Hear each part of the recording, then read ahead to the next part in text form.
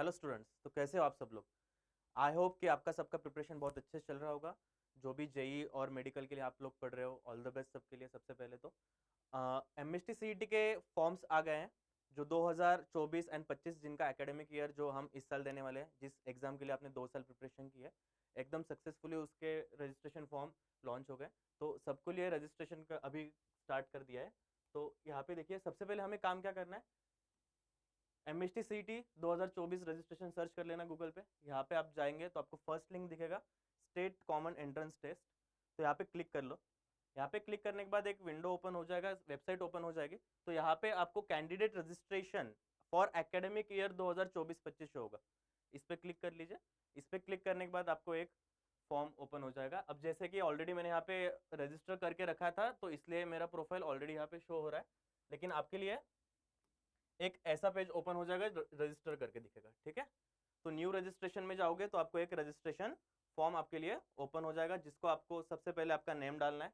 जैसा आपकी मार्कशीट पे वैसा ही नेम डालो, ये नेम बाद में एडिट नहीं होगा। ओके, जैसा मार्कशीट पे जैसा नेम दिया है वैसा ही आपको फिल करना है। देन ईमेल पासवर्ड कंफर्म करके मोबाइल नंबर और डेट ऑफ बर्थ डाल के रजिस्टर कर लेना। ठीक है, रजिस्ट्रेशन होने के बाद आपके पास ये वाली स्क्रीन आ जाएगी। तो इस स्क्रीन में क्या होगा, आपको एक प्रोफाइल फिर आपको बनाना होगा। तो ये प्रोफाइल में आपको फिर से जो पर्सनल डिटेल है, आपने जो पहले रजिस्ट्रेशन फॉर्म में डाला था, वही सब पर्सनल डिटेल आपकी यहाँ पे आ जाएगी। जैसे मेरा नाम आ गया, नंबर आ गया। अब यहाँ पे जो सबसे इंपॉर्टेंट चीज है वो है मदर टंग। तो ये मदर टंग में ना, देखो आपके एलसी पे जो लैंग्वेज लिखा होगा वो आप मेंशन करना। जैसे मेरा मराठी था तो मैंने मराठी मेंशन किया, बहुत लोगों को गुजराती भी हो सकता है, वो गुजराती मेंशन करेंगे। क्योंकि ये मदर टंग के अकॉर्डिंग आपको क्या होने वाला है, लैंग्वेज माइनॉरिटी जो बहुत सारे कॉलेजेस में होता है, जैसे केजे सोमैया कॉलेजेस में गुजराती माइनॉरिटी को थोड़ा कोटा होता है, तो वहां पे आपको मदर टंग के अकॉर्डिंग आपका तो फायदा हो सकता है, कोटा आपको मिल सकता है। ठीक है, तो ये जो मदर टंग डालोगे आप, वो जो आपके एलसी में है वो उसके अकॉर्डिंग डालना। देन एनुअल इनकम डालना है फैमिली का एनुअल इनकम इसलिए इंपॉर्टेंट है कि जो ईडब्ल्यूएस में आते हैं, अगर उनका 5 लाख से कम है तो वो ईडब्ल्यूएस में कंसिडर कर दिए जाएंगे। तो ईडब्ल्यूएस में आएंगे तो एनुअल इनकम अपने लिए जरूरी है कि देख लेना कितना है। देन ये परमानेंट एड्रेस, आपका जो भी परमानेंट एड्रेस आपके आधार कार्ड पे मेंशन होगा या आपका डोमिसाइल होगा, तो आपके डोमिसाइल पे जो एड्रेस मेंशन होगा वो आप यहाँ पे डाल सकते हो। ठीक है, परमानेंट एड्रेस आपने डाल दिया। ठीक है, देन डिटेल्स देखो, are you domicile in the state of the Maharashtra. अब मैंने यहाँ पे क्या किया है, एस किया हुआ है। अब यहाँ पे आपको एस ही करना है, लेकिन डोमिसाइल में आपको जो सर्टिफिकेट लगने वाले, एक तो आपका डोमिसाइल सर्टिफिकेट लगेगा सबसे पहले। अगर आपके पास डोमिसाइल सर्टिफिकेट नहीं है तो आपका बर्थ सर्टिफिकेट भी चल जाएगा यहाँ पे, या आपके पास बर्थ सर्टिफिकेट भी नहीं है तो आपके पेरेंट्स का डोमिसाइल सर्टिफिकेट चलेगा। तो डोमिसाइल के लिए आपके पास 3 डॉक्यूमेंट्स होना बहुत इंपॉर्टेंट है। एक तो आपका खुद का डोमिसाइल हो, नहीं तो आपके पेरेंट्स का डोमिसाइल हो, नहीं तो आपका बर्थ सर्टिफिकेट हो। ठीक है, ये तीनों में से एक डॉक्यूमेंट आपके पास होना ही चाहिए। और क्या करना है, स्टेट ऑफ महाराष्ट्र के लिए हमें क्या कर देना है, फिर एस कर देंगे।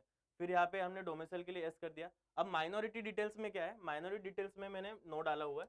अब यहाँ पे जैसे मैंने एस डालूंगा तो 2 ऑप्शंस आपके पास ओपन हो जाएंगे। एक तो लैंग्वेज माइनॉरिटी वाला जो हमने अभी ऊपर डाला था, ऊपर जैसे मराठी मैंने डाला तो मैं माइनॉरिटी में नहीं आऊंगा क्योंकि महाराष्ट्र स्टेट से हम दे रहे हैं। जैसे अगर ऊपर मैंने गुजराती अगर डाला होता तो इधर भी मुझे क्या करना पड़ता, गुजराती डालना पड़ता। जैसे अपने पास कुछ ऑप्शन है एक पर्टिकुलर जिनके लिए कोटा होता है, तो ये जो ऑप्शन है यहाँ पे देख लेना। अगर ऊपर गुजराती डाला होता तो यहाँ पे भी मुझे गुजराती डालना पड़ता, तो मैं माइनॉरिटी में काउंट हो जाता। ठीक है, और रिलीजियस माइनॉरिटी भी है, जैसे बुद्धिस्ट के लिए कुछ है, क्रिश्चियन हो गए, जैन हो गए। ठीक है, ओके गाइस, तो आगे देख लीजिए। आगे क्या करना है, आपके जो 10th बोर्ड पे जो परसेंटेज होंगे उसके अकॉर्डिंग आपको डालने पड़ेंगे। कि आपके 10th की मार्कशीट आपके पास होगी तो 10th के मार्कशीट्स के अकॉर्डिंग यहाँ पे देख के आप परसेंटेज डाल दीजिएगा। जो भी आपका 10th में जो भी बोर्ड होगा, जैसे महाराष्ट्र बोर्ड होगा तो महाराष्ट्र बोर्ड, या सीबीएसई होगा तो सीबीएसई, आईसीएसई वालों को भी इसमें ऑप्शन है। ओके, तो जैसे बोर्ड डाल दिया, फिर क्या करेंगे आगे। अब यहाँ पे ये वाला जो एक ऑप्शन है, आर यू अपीयरिंग और अपीयर्ड, ठीक है। अब यहाँ पे मैंने क्या किया है, एस डाला हुआ है। तो ये एस क्यों है, अगर मैं इस साल 12th दे रहा हूं तो एस डालेंगे। ओके, अगर मैंने ऑलरेडी पिछले साल दे रखा है तो नो डालेंगे। जो रिपीटर स्टूडेंट्स होंगे उनके लिए इंपॉर्टेंट है कि वो नो डालना है यहाँ पे, और जो इस साल दे रहे हैं उनके लिए इंपॉर्टेंट है कि यहाँ पे एस डालना। अगर एस डालेंगे तो मैं इस साल 12th अपियर करने वाला हूं, अगर नो डालेंगे तो मैं ऑलरेडी 12th अपियर कर चुका हूं, तो मेरे लिए 12th की डिटेल्स भी यहाँ पे फिल करना क्या हो जाएगा, इंपॉर्टेंट हो जाएगा। ओके गाइस, तो अगर मैं अभी इस साल 12th दे रहा हूं तो एस कर दिया। And then save and changes कर दिए, जैसे अभी ओके तो समझ आ गया। तो मेरा यहाँ पे क्या हो गया, प्रोफाइल क्रिएट हो गया। प्रोफाइल क्रिएट होने के बाद आपको यहाँ पे रजिस्ट्रेशन पे क्लिक करना है। अब रजिस्ट्रेशन पे क्लिक करने के बाद MSc CET only for engineering और मेडिकल स्ट्रीम के लिए नहीं होता, बहुत सारे स्ट्रीम के लिए एमएसटी सीईटी होती है। तो जैसे डिजाइन के लिए हो गया, या यहाँ पे एमआर के लिए बोला गया है। तो अपने लिए जो इम्पोर्टेंट है वो एमएसटी सीईटी 2024 ये वाली इंपॉर्टेंट है। तो यहाँ पे मैं क्लिक कर दूंगा।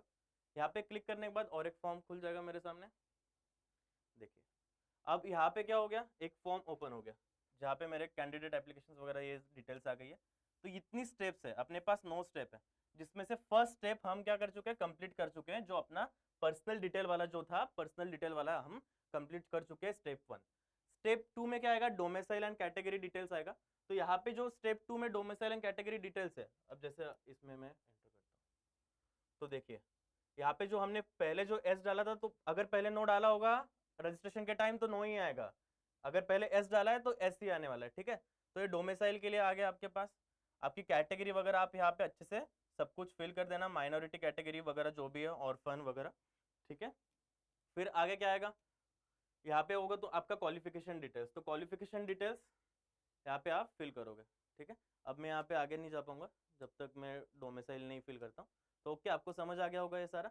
तो ये सारे डिटेल्स आपको क्या करना है, 9 स्टेप्स है, तो ये 9 स्टेप अच्छे से कंप्लीट करना है। अब यहाँ पे जो फीस है, जो जनरल कैटेगरी स्टूडेंट्स है उनके लिए 1000 रुपीज फीस है, और जो कैटेगरी स्टूडेंट्स है ओबीसी एससी एसटी या ईडब्ल्यूएस वगैरह, तो उनके लिए 800 रुपए फीस है। ओके, तो 1000 फॉर जनरल कैटेगरी स्टूडेंट्स। तो आपको ये फिर सारे फॉर्म पूरा कंप्लीट करने के बाद आपको फी पेमेंट कर देनी है। और जो चीज थी जो मैंने इंपॉर्टेंट बताई थी, वो आपकी मदर टंग वाला आप खासकर ध्यान रखिएगा, जो एलसी पे है मदर टंग थी वो आपको वहां पे एंटर करनी है। Okay guys, all the best to your exams, thank you.